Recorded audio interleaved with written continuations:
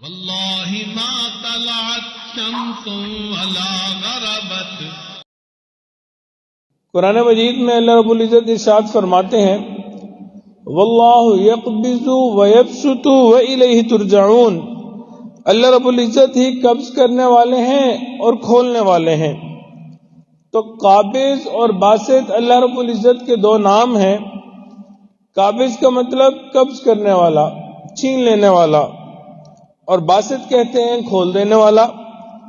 لہذا جب انسان اللہ رب العزت کے اس میں قابض کا مظہر ہوتا ہے، پھر انسان کے اوپر غم ہوتا ہے، دکھ ہوتا ہے، پریشانی ہوتی ہے، مشکلات ہوتی ہیں، اور جب اس میں باسط کا مظہر ہوتا ہے پھر انسان کے اوپر خوشی کا معاملہ ہوتا ہے، فراخی کا معاملہ ہوتا ہے۔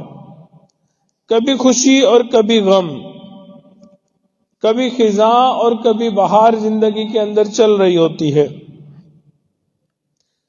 اب اس حالات میں شیطان کیا کرتا ہے؟ شیطان انسان کو ورغلاتا ہے، اور دونوں ہی حالات میں ورغلاتا ہے، کسی ایک حالت میں نہیں، دونوں ہی حالات میں ورغلاتا ہے۔ خوشی کا حال ہو تو انسان کو غفلت میں ڈال دیتا ہے، انسان خوشی میں اللہ رب العزت کی نافرمانیاں کرنی شروع کر دیتا ہے، اللہ رب العزت کے حکموں کو پس پش ڈال دیتا ہے، اور انسان کے اوپر غم کے حالات ہوں تو نا امیدی پیدا کر دیتا ہے، انسان شکوے کرتا ہے اور حتیٰ کہ کئی دفعہ کفریہ کلمات کہہ دیتا ہے۔ کیوں؟ شیطان نے اس وقت ٹارگٹ کیا ہوتا ہے۔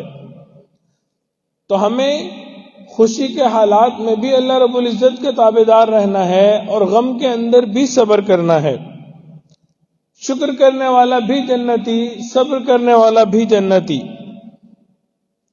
مومن کو اس دنیا کے اندر جو بھی پریشانیاں آتی ہیں، وہ چھوٹی ہو یا بڑی ہو، اللہ رب العزت اس کا انسان کو اجر اور بدلہ عطا فرماتے ہیں۔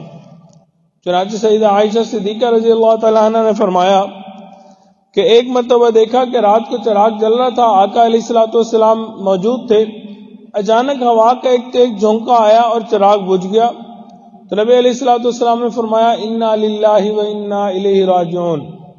تو عائشہ نے فرمایا کہ محبوب علیہ الصلوۃ والسلام یہ تو کوئی بڑا دکھ ہو یا بڑی مصیبت ہو اس وقت نہیں پڑھی جاتی دعا؟ تو محبوب علیہ الصلوۃ والسلام نے فرمایا مومن کے لیے چراغ کا بجھ جانا بھی دکھ ہے، اس وقت بھی اگر انسان یہ پڑھے تو اللہ رب العزت اجر اور بدلہ عطا فرماتے ہیں۔